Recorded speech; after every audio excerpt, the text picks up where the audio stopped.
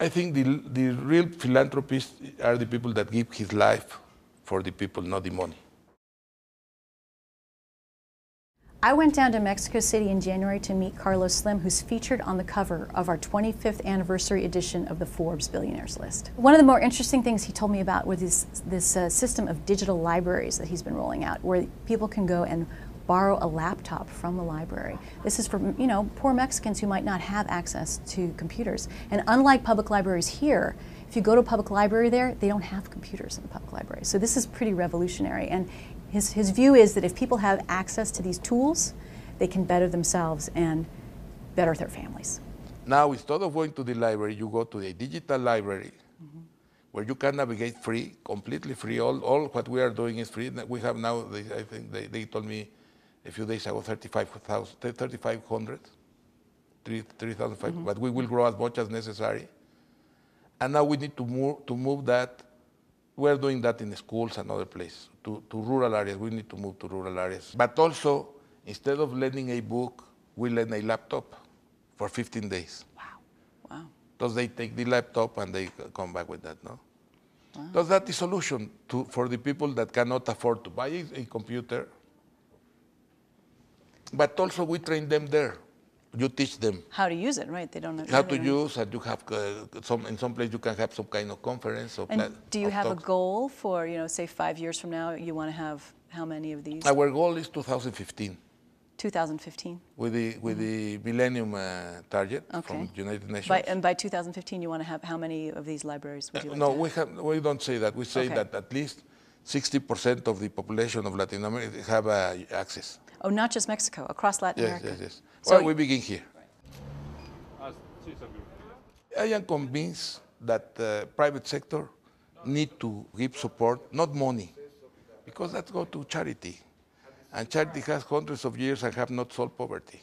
I support social programs and social support of privates, like a temporary way to make things with dignified people have a work. I think the only way to finish with poverty is giving good works.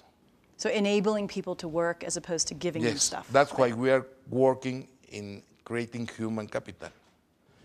I think that the business community compromised to go beyond the business to help, not to help, to solve the social problems of our countries, getting involved with money and with our time, because it's not a problem of money. I think that businessmen and entrepreneurs have more experience managing resources, and we can solve more easily the problems that politicians that have other views. They are thinking in elections, they are thinking popularity, they are thinking in some other things. And I don't think that giving money should be something for personal popularity. That say, oh, we give money, that we are popular because we are giving our money. That's not the way. You need to put your money, but put more your work, your time. Yeah. We are solving the problem because we think it's the solution.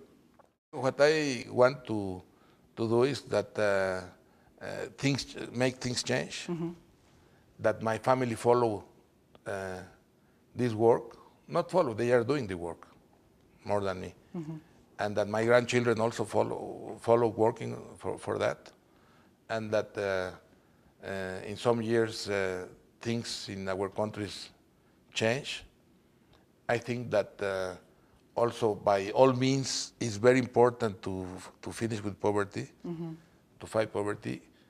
It's good economically. In the past was something ethical and moral. Like what they are talking about giving money is morality and ethically. What we need is effectiveness. And now to take out poor people from poverty and to put them in the modern economy is very good for the economy, for the country, for the society, and for the business. It's the best investment.